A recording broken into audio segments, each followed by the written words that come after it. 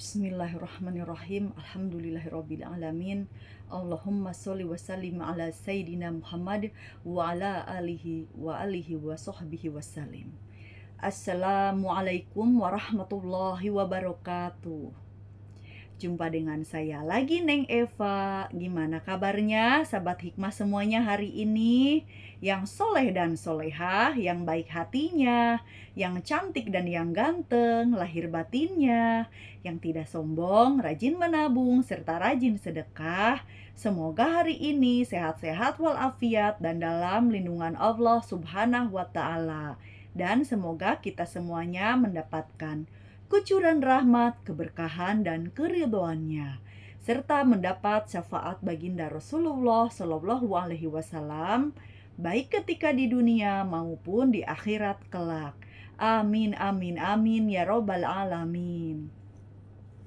Baik sahabat hikmah semuanya, sebelumnya saya akan mengingatkan bahwa video konten YouTube ini dibuat untuk umum dan bagi siapa saja yang mau mengambil pelajaran, manfaat, serta hikmah di dalamnya, serta untuk pertumbuhan dan perkembangan jiwa kita setiap harinya. Jadi semangat terus belajar berbenah jiwa. Dan juga video konten YouTube ini dibuat tidak untuk menyinggung siapapun dan juga tidak untuk merendahkan siapapun.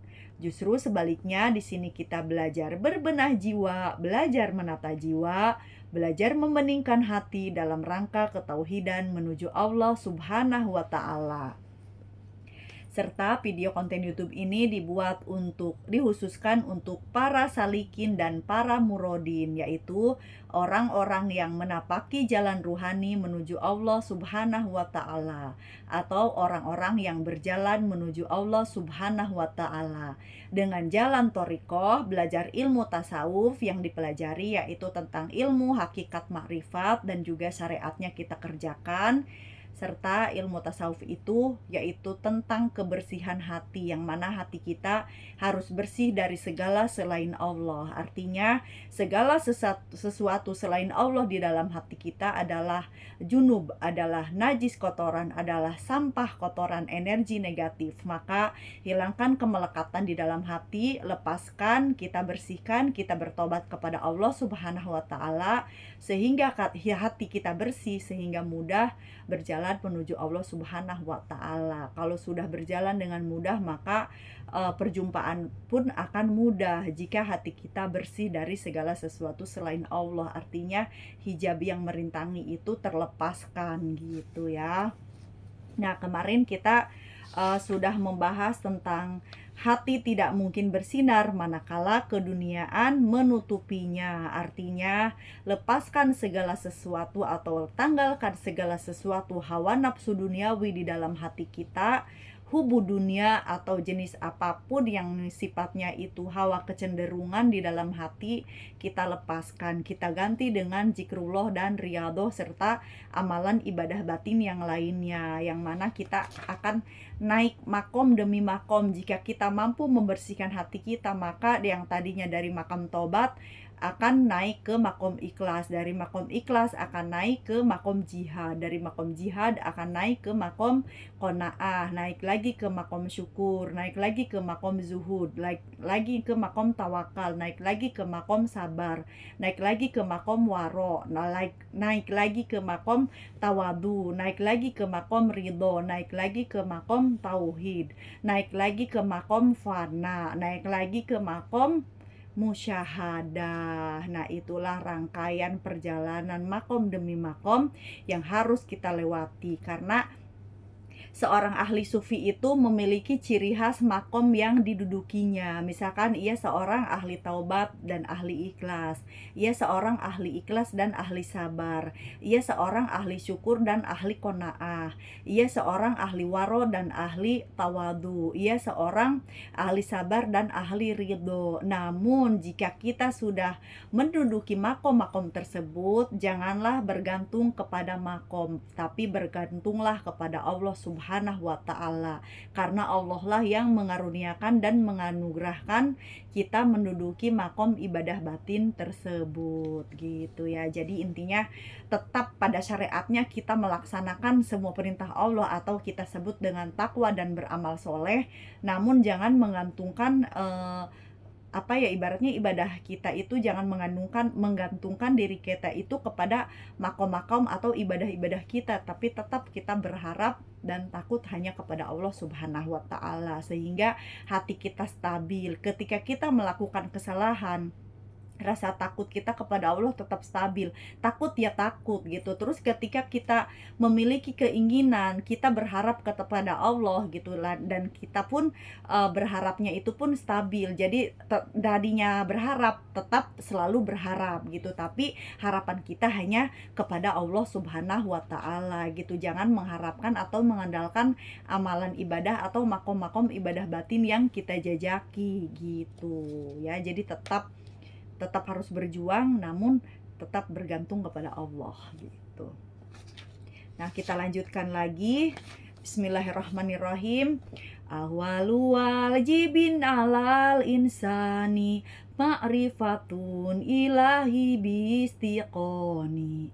Dan yang pertama wajib bagi manusia adalah mengenal Tuhannya dengan yakin. Bismillahirrahmanirrahim. Wujud Allah itu jelas dan tidak terhalangi oleh sesuatu. Wujud Allah itu jelas dan tidak terhalangi oleh sesuatu. Masya Allah ya. Semesta itu seluruhnya gulita. Ia hanya akan diterangi oleh wujud Allah.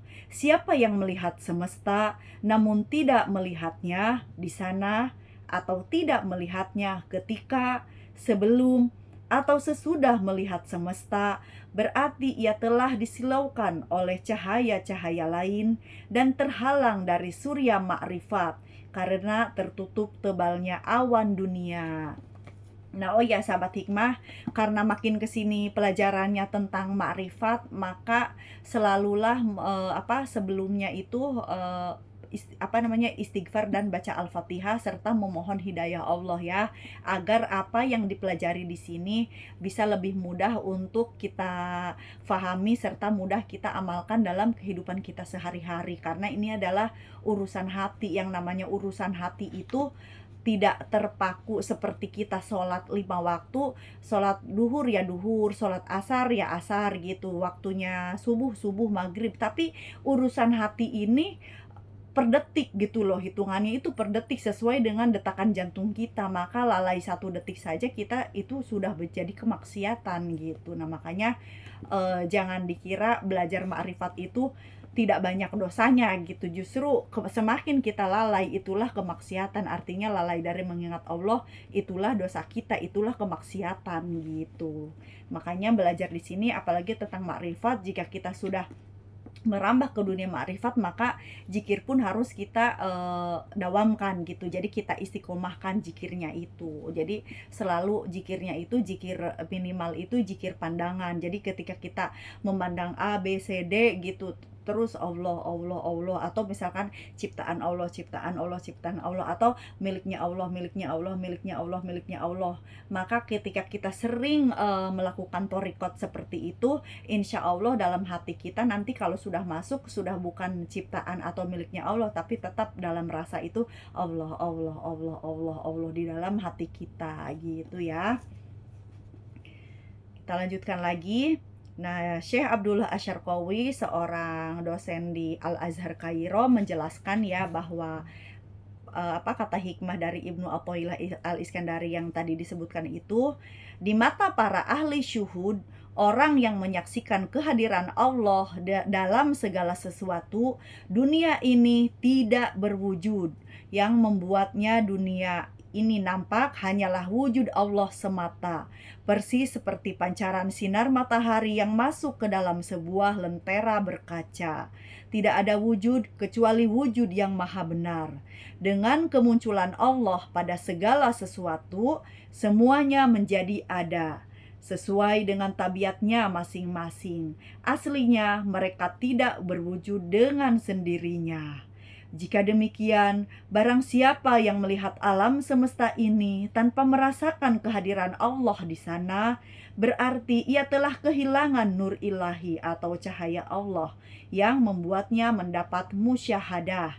Di samping itu, ia juga tidak mungkin akan mendapat makrifat karena ia telah disilaukan oleh semesta ini. Di sini, Ibnu Athaillah menyinggung tentang bermacam-macam tingkatan ahli syuhud dalam memandang Allah. Di antara mereka ada yang menyaksikan Sang Pencipta terlebih dahulu sebelum menyaksikan ciptaannya. Jika pandangannya jatuh pada suatu benda, ia akan menyaksikan keberadaan yang maha benar dan bahwa hanya Dia yang menggerakkan dan mendiamkannya. Itu terjadi sebelum di benaknya terbersit apakah benda itu manusia atau domba atau binatang, tinggi ataukah pendek, dan sebagainya. Ada juga yang menyaksikan Tuhan setelah tahu bahwa benda yang disaksikannya itu adalah binatang atau benda apapun gitu. Jadi menyaksikannya itu setelah melihat itu gitu. Misalkan melihat benda atau binatang atau tumbuhan baru ingat Allah gitu. Ada juga yang ingat Allah dulu baru menyaksikan benda tersebut. Ada juga bersamaan melihat benda atau binatang atau tumbuhan berbarengan kita juga mengingat Allah gitu ya. Ada yang menyaksikan Tuhan tepat di saat ia menyaksikan sebuah benda. Nah, ini ya. Ada pula yang menyaksikan Tuhan pada benda itu. Tapi bukan benda itu yang Tuhan ya. Jangan salah menilai, jangan salah memahami. Ini artinya sebuah pandangan di dalam rasa kita, pandangan mata batin kita, rasanya rasa Allah gitu. Tapi bukan benda itu yang Allah, karena Allah itu bukan jasad ya. Hikmah ini teramat sulit untuk dijabarkan karena semua pengalaman di atas tidak bisa diungkapkan melalui ucapan atau tulisan, namun hanya bisa dirasakan. Orang yang mengalami syuhud akan kehilangan kata-kata untuk menjelaskannya. Namun, walaupun tidak bisa dijelaskan atau kehilangan kata-kata, itu pada saat kita mencapai makom musyahadah, pada saat itu memang akan kehilangan kata-kata, bahkan pingsan, bahkan tidak sadarkan diri, bahkan ataupun sawan setelah mencapai makom musyahadah beberapa jam, atau kadang-kadang kalau misalkan malam ya berarti sampai pagi itu akan kehilangan kata-kata gitu. Atau juga pada saat misalkan menyaksikannya jam 10 misalkan jam 3 atau subuh baru bisa ngomong, atau jam 2 baru bisa ngomong gitu setelah sadarnya kembali gitu. Namun kenapa di sini bisa dijelaskan? Kalau tidak bisa dijelaskan, walaupun setengah penjelasan ini, ya mungkin tidak akan ada ilmu makrifat kalau tidak bisa dijelaskan. Namun karena tingkatan makom musyahadah atau syuhud yang dialami oleh para salikin atau para arifin itu berbeda-beda, maka memang sulit diungkapkan. Karena sulitnya itu karena berbeda-beda. Contohnya seperti yang dialami oleh para arif atau para salikin A, B, C, antara D dan E dan F dan G, tentu tingkatan ibaratnya itu kejernihan cahaya dan terangnya cahayanya pun akan berbeda-beda gitu. Makanya sulit dijelaskan. Misalkan si A seperti cahayanya itu mungkin di atas 100 watt ini, 1000 watt ini, 5000 watt ini, 1 juta watt misalkan. Saking sulitnya diungkapkan hanya karena keterbatasan kita dalam watt-wattan itu, ya kita bisa ya seperti 100 watt, padahal mungkin tidak seperti itu gitu, karena sulitnya walaupun diungkapkan itu karena saking sulitnya, sehingga keterbatasan pandangan indrawi kita taunya itu 100 watt lebih gitu, padahal mungkin aslinya bisa jadi itu 1000, bisa jadi itu 1 miliar watt gitu, sehingga kita kehilangan kesadaran ataupun pingsan gitu ya. Namun ingat, laisa kamislihi syai'un, artinya tidak ada yang serupa seperti Dia. Jadi, kalaupun kita sedang mengungkapkan tentang ilmu makrifat ini, ketahuilah bahwa Allah itu bukan jasad. Allah itu bukan bentuk tubuh manusia ataupun binatang ataupun apapun, namun yang meliputi pada alam semesta itu. Jadi seperti contoh kita sebuah rumah rumah itu ada atap, ada atap, ada langit-langit ya, apa namanya, plafon gitu, ada tiang, ada kaca, ada tembok, ada pintu. Itulah rumah. Tapi kalau kita pretelin satu-satu, misalkan atapnya diambil satu, itu sudah bukan rumah, berarti itu genteng gitu. Terus kita copot pintunya, ya itu bukan rumah, yang kita copot itu pintu. Begitupun tentang kemakrifatan. Kalau misalkan seluruhnya segalanya itu Allah, tapi kalau kita pretelin satu-satu, ya itu udah bukan Allah gitu ya. Itulah perwujudnya itu, wujudnya ini manusia, ini binatang, ini tumbuhan, ini laut, ini sungai gitu kan. Terus ini misalkan tanah, ini batuan, ini kristal, terus ini misalkan energi gitu yang meliputinya. Tapi kalau misalkan sudah dipretelin satu-satu, ya itulah alam kebendaan gitu, wujudnya sebuah benda, tapi bukan benda itulah yang Allah, jangan salah memahami.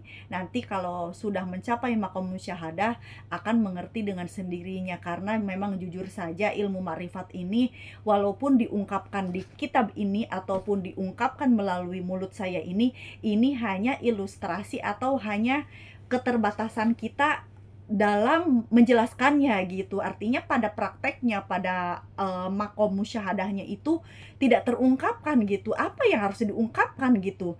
Yang mengungkapkan siapa, yang diungkapkan siapa, yang terungkapkan siapa, yang tak terungkapkan siapa, kita juga bingung gitu. Tapi karena kalau tidak ada seperti itu, tentu tidak akan ada ilmu makrifat. Makanya penjelasan ini hanya sebatas keterbatasan manusia yang lemah dalam menjelaskannya gitu. Tapi pada saat prakteknya mencapai maqam musyahadah, tidak seperti itu. Nanti akan mengerti sendiri. Pokoknya sulit dijelaskan, sulit gitu.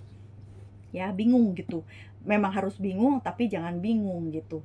Memang belajar ilmu makrifat, ilmu hakikat, atau ilmu tentang ketauhidan yang hakikatnya makrifat ataupun syariatnya hakikat itu ya, kalau udah belajar ilmu hakikat itu memang kita itu bingung. Karena bingungnya apa ya? Bingungnya itu ya kadang beda dengan syariat, kadang tidak sesuai dengan syariat, kadang bertentangan dengan syariat, karena memang cangkang dengan isi itu akan beda. Contoh, sebuah kelapa itu kan ada sabut, ada batok, ada air, ada dagingnya, ada butuhnya itu ya yang bulat itu. Nah, itulah perumpamaan seperti ilmu syariat, thariqat, hakikat, makrifat gitu. Jadi tentu cangkang dengan isi itu akan beda.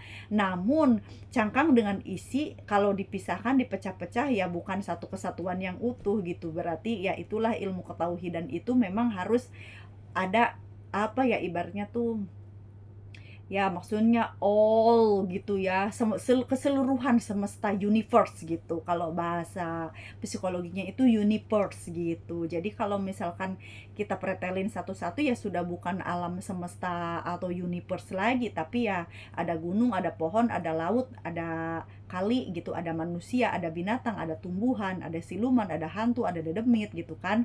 Tapi kalau misalkan keseluruhan alam semesta, ya itulah perwujudan alam semesta yang mengejewantah itu ya.